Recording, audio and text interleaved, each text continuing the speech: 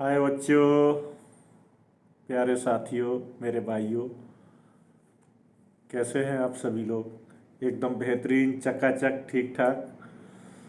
तो जैसा कि इस हमारे यूट्यूब चैनल दरोगा जी सीरीज, यानी कि संजीव सर ट्रिक्स, जिसमें आज के इस वीडियो की शुरुआत अपने प्यारे दर्शकों के लिए एक संस्कृत के परिष्कृत, एक बहुत ही बेहतरीन श्लोक से करते हैं। और एक छोटे से अमर उजाला के पेज पर जो है स्लोगन लिखा हुआ था और मुझे मिला, तो मैंने सोचा कि इसकी शुरुआत इसी स्लोगन, इसी लाइन, इसी सेगमेंट से करते हैं। इसमें लिखा हुआ है, रामो विग्रहवान धर्मा।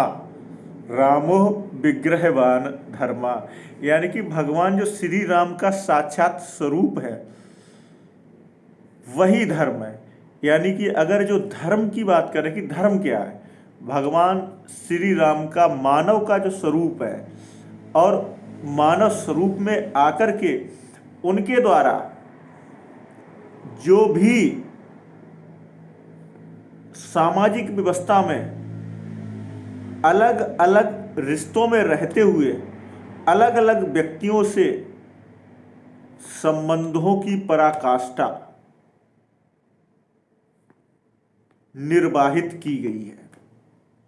इसीलिए कहते हैं कि रामो विग्रहवान धर्मा, यानी कि भगवान जो श्री राम है उनका साक्षात स्वरूप ही धर्म है, और उनके द्वारा जो भी मानव रूप में मर्यादाएं निभाई गई, इसीलिए उनको मर्यादा पुरुषोत्तम भी कहा गया। ये तो रहा हमारा धार्मिक विषय, जिस पर अक्सर हम चर्चा करते रहते हैं। अब आते हैं हम अपने प्यारे प्रतियोगी, परीक्षा में जो तैयारी करने वाले बच्चे हैं उनके लिए। तो उनके लिए बेटा आज हमारे पास 4-5 शब्द हैं जो कि समीक्षा अधिकारी, सहायक समीक्षा अधिकारी, जो RO ARO का एग्जाम है उसमें पूछे गए हैं प्रश्न, और जिनकी संभावना उत्तर प्रदेश पुलिस की जो आगामी री एग्जाम है उसमें भी आने की है।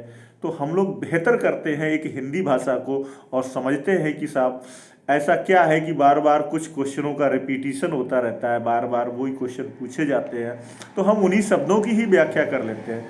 उन्हीं शब्दों के क्रम में जैसे बेटा एक शब्द है जंगम। जंगम और इसका विलोम अक्सर पूछा जाता है जो कि होता है स्थावर। तो जंगम शब्द का मतलब जंगम। अब आप ये मत समझिएगा जिसमें जंग लगी हो वो जंगम, नहीं नहीं नहीं, जो हमेशा गतिमान हो, जो गमन करता रहे, जो चलायमान हो, तो उसे जंगम कहते हैं। और कभी कभी जंगम जो शब्द है ना बेटा, सन्यासी के लिए, महात्मा के लिए भी प्रयोग किया जाता है। जो हमारे सन्यासी है वो क्या करते हैं, विचरण करते रहते हैं, घूमते रहते हैं, एक जगह नहीं रुकते हैं।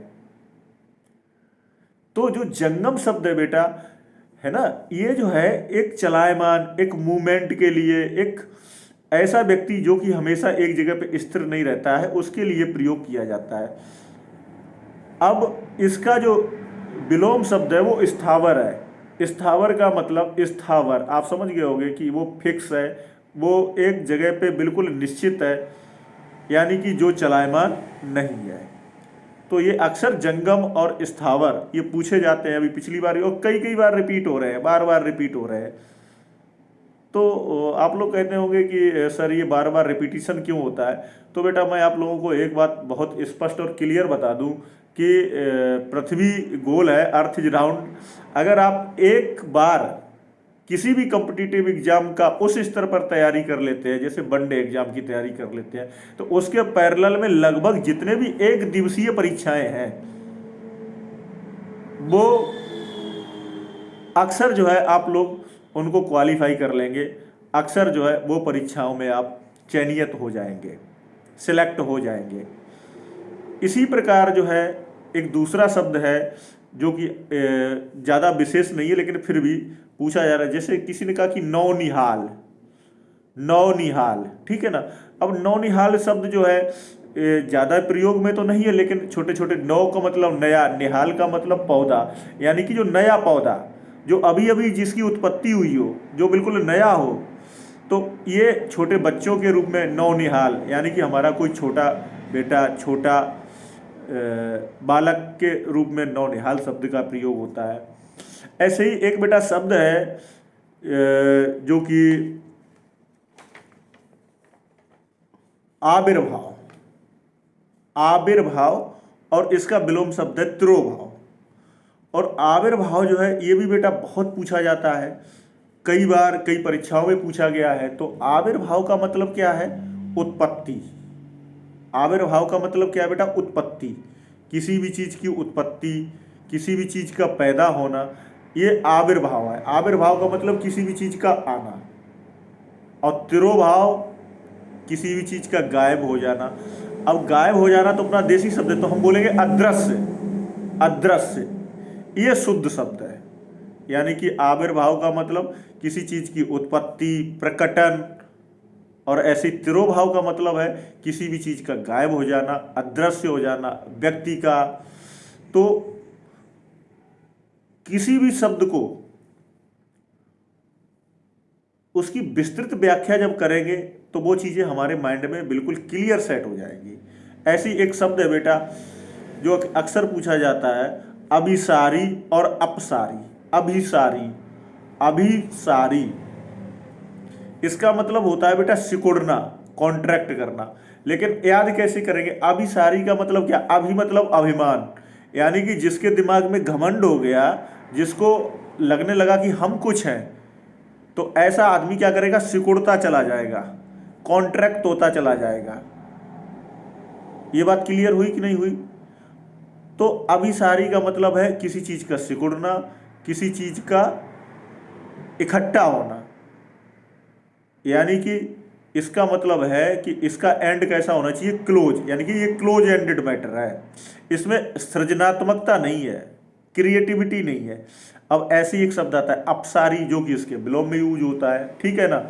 हालांकि अभिसारी और अपसारी फिजिक्स में भी, भौतिकी में भी होते हैं, कन्वर्जिंग और डाइवर्जिंग, ठीक है ना। तो अभिसारी लेंस और अपसारी लेंस, तो इनका क्या काम होता है? किसी भी चीज को कन्वर्ज करना, यानी कि एक साथ इकट्ठा करना। और अपसारी का क्या काम होता है? किसी चीज को फैलाना, ठीक है ना। तो भौतिकी के रूप में भी इनका प्रयोग होता है, और हमारे भाषा शैली में भी जो है, हिंदी भाषा में भी जो है, ये अक्सर पूछे जाते हैं। तो आप समझ जाएंगे कि अभिसारी, जिसको घमंड हो गया, वो सिकुड़ जाएगा, छोटा हो जाएगा, उसका सिरा कैसा हो जाएगा? क्लोज एंडेड इंग्लिश में बोल लेते हैं, उसमें कोई सृजनात्मकता नहीं होगी। ऐसे ही अपसारी की जब बात करेंगे तो किसी चीज़ का विस्तृत फैलाव, यानी कि उस व्यक्ति में सृजनात्मक क्रिएटिविटी आ गई, सृजनात्मकता आ गई। बात समझ रहे नहीं समझ रहे? यानी कि फैलाव हो गया, यानी कि वो चीज़ विस्तृत हो गई। ऐसे ही एक शब्द और है जो कि अक्सर पूछा जाता है हमारी प्रतियोगी परीक्षाओं में, जो है बेटा अभिसरण और अपसरण।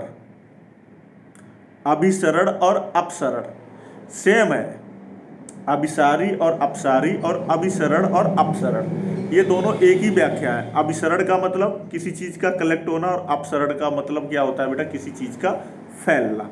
ये बात क्लियर हो गई। अच्छा बेटा, एक और परीक्षा में पूछा जाता है शब्द कृष्ण, और इसका विलोम होता है बेटा शुक्ल।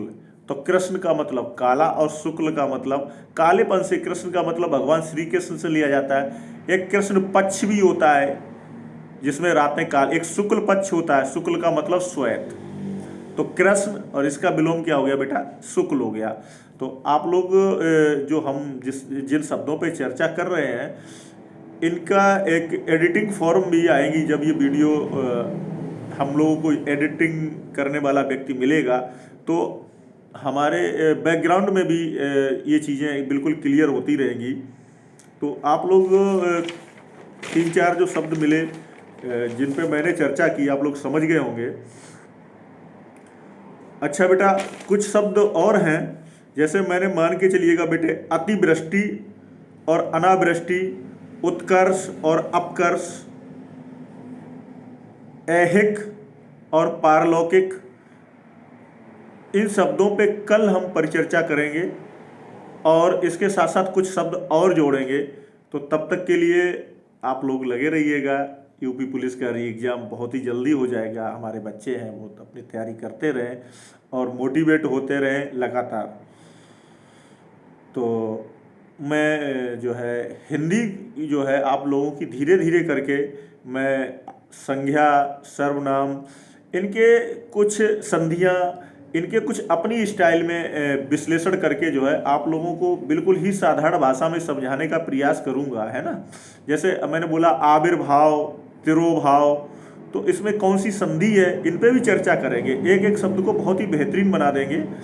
तो आप लोग धीरे धीरे करके अगर आप हमारा साथ देंगे, हमारे साथ जुड़ेंगे और हमको जो है अपने विचारों से, अपने कमेंट के माध्यम से जो है मोटिवेट करते रहेंगे, तो मैं आप लोगों से वादा करता हूँ कि अच्छे से अच्छा कंटेंट, अच्छे से अच्छे शब्द हिंदी के और इसका जो भी यूपी पुलिस का सिलेबस है उसके जो भाग हैं उनको चयन कर करके और आप लोगों पर विस्तृत चर्चा करते रहेंगे। तो आप देखते रहिएगा, हमारा साथ देते रहिएगा। धन्यवाद, bye bye, good night. Finally बहुत ही ज़्यादा समय हो गया है आज, लेकिन वीडियो पूरा करना था क्योंकि आप लोगों से कमिटमेंट किया, इसलिए आज के लिए बस इतना ही। आप लोग ऐसे ही मस्त रहिए, व्यस्त रहिए और हमारे साथ जुड़े रहिए इन्हीं आशाओं के साथ। बहुत बहुत धन्यवाद, बहुत बहुत शुक्रिया आप लोगों का। Bye bye.